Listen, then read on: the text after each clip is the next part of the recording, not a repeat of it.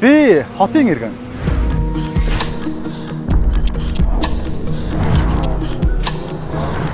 Нүүдэлч уламжлалтай монголчуудын хувьд хүний олонлог, хөршийн харилцаа гэдэг шинэ үзэгдэл байсан цаг саяхан.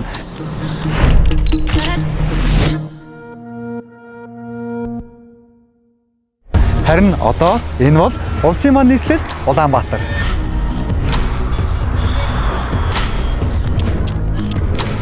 Нэг иргэний эрх нөгөө иргэний эрхээр хязгаарлагдах хариуцлага бол хотын дүрм.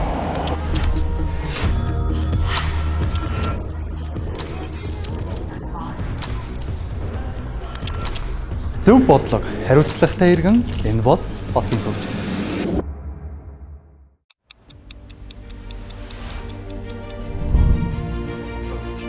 Бие даах боломжийг бүтүүлсэн анхны том шинжилгээг хийж чадлаа.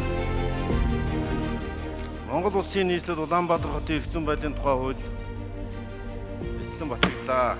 Улсын их хурлын гишүүд улсын их хурлын томгийн газар богино хугацаанд өдөр шөнөгүй ажиллаж Улаанбаатар хот нийслэлийн эрх зүйн байдлын тухай хуулийг түүнийг дагалдуулан босруулсан санаачилсан 19 хуулийг богино хугацаанд хэлэлцэж батллаа.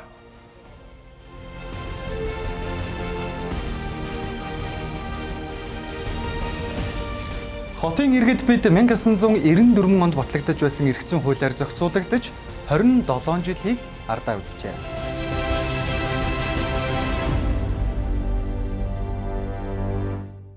Нийгэмд юуг хориглох уу, юуг зөвшөөрөх үү гэдгийг зохицуулдаг механизм бол хууль. Гэтэл нийгмийн цаг хугацаатайгаа уралдан хувьсан өөрчлөгдөж байхад зохицуулах механизм нь хоцрогдсоор өнөөдрийг хүрчээ. Нийгэм нь өөрчлөгдөж байхад зохицуулах механизм нь хэвэндээ байгаад байгаа нь өнөөдрийн Улаанбаатар хотын хөгжил тушигдсан нэг шалтгаан бизээ. Нийслэлийн эрх зүйн байдлын тухай хууль бол Улаанбаатар хотын үндсэн хууль гэж ойлгож болно. Тиймээс өнөө цагтайгаа уялдуулсан эрх зүйн байдлын тухай хуулийн хэрэгцээ шаардлага хотод зайлшгүй хэрэгтэй байлаа.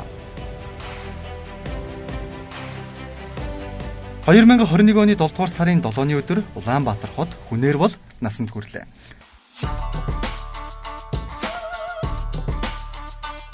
Учир нь эдийн засаг нийгмийн асуудлаа бие даан шийдвэрлэх бодит боломж энэ хууль батлагдсанаар бүрдсэн юм.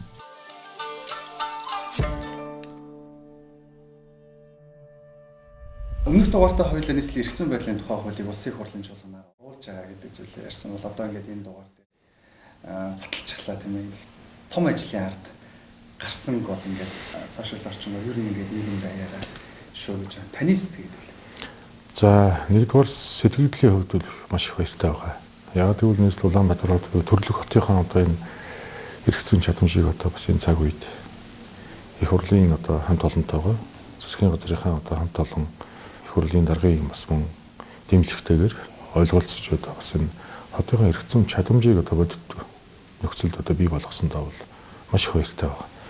Ялангуяа энэ өөр их том ажил юм байна. Ер нь Улаанбаатар хотод хийж хэрэгжүүлэх олон ажлууд байна. Хүний өдөр тутмын амьдралыг өнөөдөр зохицуулж байгаа хот гэдэг нь өөрөө бас хүний хүрээлэн байгаа орчин амьдралд одоо нийцсэн тийм одоо сэтгэлд нь хүрсэн л одоо хот байгаасаа бид нар бодож ажиллах хэрэгтэй байна. Дэлхийн хотуудыг очиж бүгдээрээ бас магтдаг. Бас өнгө үзмжийн зохион байгуулалтын одоо хийж хэрэгжүүлж байгаа ажлын бүтээн байгуулалтын хараад бүгдээрээ шагшдаг. Улаанбаатар хотоо би тийм хот байгаасаа гэж бодож энэ эрх зүйн одоо шинтгэлийг бол одоо хийсэн. Энэ дээр одоо манай их хурлын гишүүн Сүхбаатар, хууль зүйн дотоод хэргийн одоо сайд Нямбаатар, за мөн одоо засгийн газрын тэргүүн Оюун Эрдэнэ, за их хурлын дарга Зандаштар дарга. Гэт энэ хотын нөхцөл байдлыг одоо бас дэндүүсэн ойлгодог. Социализмын үеийн хот ямар байсан, хотын хүн амын даацс нь одоо ямар байсан, тэр үеийн хотын одоо зорчих хөдөлгөөн ямар байсан, Улаанбаатар хотын ногоон байгууламж ямар байсан гэдгийг тэр үеийн 70-аад оны одоо залуучууд бол одоо маш сайн ойлгож, мэдэж энэ цаг хугацаанд бид нэр хотоо өөдөн татах, хотынхаа эрх зүйг шинчлэх зайлшгүй одоо шаардлагатай цаг хугацааны одоо энэ цаглбар дээр бол бид нар тулж ирсэн байсан. Энэ болгоныг одоо энэ шийдвэр гаргах төвшөнд одоо бас ойлгож, надтай бас гар бие сэтгэл нийлж өнөөдөр сая 500 мянган иргэдийн эрх ашигыг одоо бас хүндэтгэж хотоо бас өнгө үзмжийг нэмэх энэ тал дээр одоо онцгойлон бас хамтарч ажилласан нөхдөдөө би бас давхар бас баярлах ёстой гэж бодож байгаа. одоо энэ нөхдөд бас би баярлалаа хэлхэн зүйтэй. Маш энгийн жишээгээр харьцуулбал 1994 онд үйлдвэрлэсэн автомашин 2021 онд үйлдвэрлэсэн автомашин 2 үзүүлэлтийнхаа хувьд ч тэр явах хэд ангийнхаа хувьд ч тэр ялгаатай шүү дээ. Товчхондоо ингэж ойлгож болох юм. Нийгмийн харилцааг зохицуулдаг механизм чинь өөрөө хууль гэж одоо шүү дээ тийм ээ. Тэгэхээр нийслэл Улаанбаатар хотын эрх зүйн байдлын тухай хууль юуг зохицуулдаг? Хуулийн утга учирын хувьд ямар товчтой хууль? За ер нь бол бас нэг юм зүгээр жишээ бас хэлчихэн зүйтэй байх гэж би боддог. Ер нь Тэнгэрийн чиний хүн аягийн чиний хуулинд захирагдана гэж өгдөг. Тэгэхээр хууль эрх зүй гэдэг нь нийгмийн харилцааг зохицуулж байгаа хамгийн гол зүйл. Өнөөдөр гэрээсээ гараад бид хууль дүрмээ барайл явах хэрэгтэй. Тэгэхээр хуулийн зохицуулт гэдэг бол өөрөө одоо шинэ нийслэл эрх зүйн хуулийн тухай хууль захиргааны хэм хэмжээг. За дээрэс нь одоо энэ заримдаа үйлэгдэж байгаа хаягдсан орхигдуулсан одоо энэ хэм хэмжээ байгаа шүү дээ. Тэгэхээр хот одоо шинэ хуульчилж болдгоо асуудал бас байдаг. Тэрийг дүрмээр нь зохицуулах. Тэгэхээр одоо шинэ бүх шатанд нь одоо энэ хуулийн яг хэм хэмжээг зохицуултыг одоо хүргэх ийм л одоо механизм учраас яг энэ улс төртөө ч юм уу захиргаатай иргэний харилцааг зохицуулж байгаа, захиргааны хэм хэмжээг зохицуулж байгаа. За бас дээрэс нь энэ чинь нөгөө эрүүгийн хэм хэмжээг бас зохицуулна шүү дээ.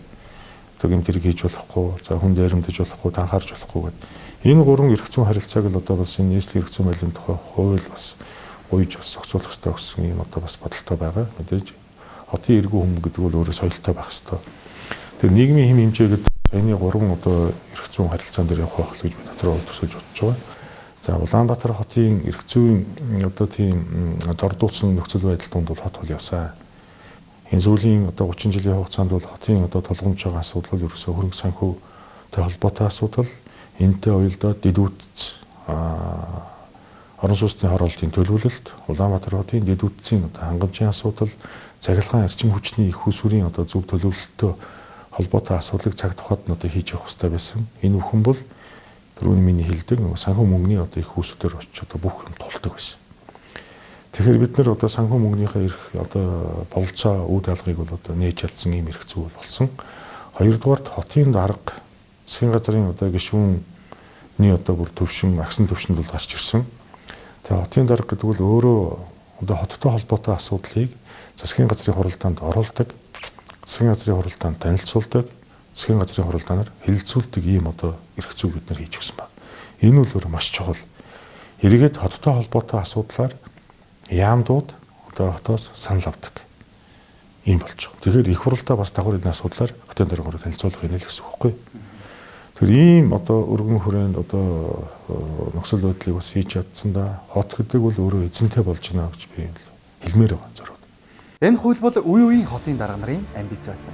Олон ч дарга нийслэлийн эрх зүйн байдлын тухай хуулийг шинжиж батлуулахын төлөө улсын хурлын тусыг дагуулахыг оролдсон байна. Харин өнөөдрийн хотын дарга хууль тогтоогчдтой хурдтай ойлголцож хөгжлийг тушсан олон ч өдрийг гогцооноос нь тайлж эхэлсэн томоохон жишээ бол нийслэл Улаанбаатар хотын эрх зүйн байдлын тухай хуулийг шинжилж батлуулсан явдал юм. Улаанбаатар хотын дарга ажиллаа аваад хотын эрх зүй, эдийн засаг, төсвийг сайжруулахад төрийн бүх байгууллага нэгдмэл зохион байгуулалтанд орж байж хотод тулгамдсан асуудлуудыг шийдэх боломжтой гэж ярьж байсан.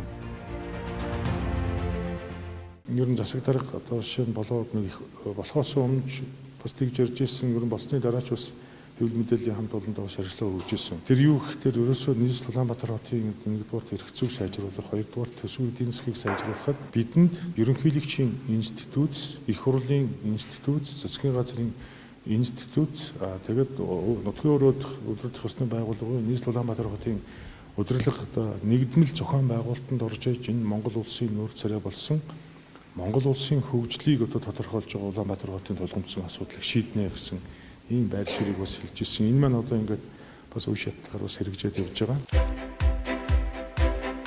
Хотын асуудал бол улсын асуудал. Хот хөгжиж байж улс хөгжих учиртай. Тиймээс шат шатны төрийн байгууллага, яам тамгын газар, засгийн газар, улсын хурал нэгдэж байж хуулийн төслийг дэмжлээ.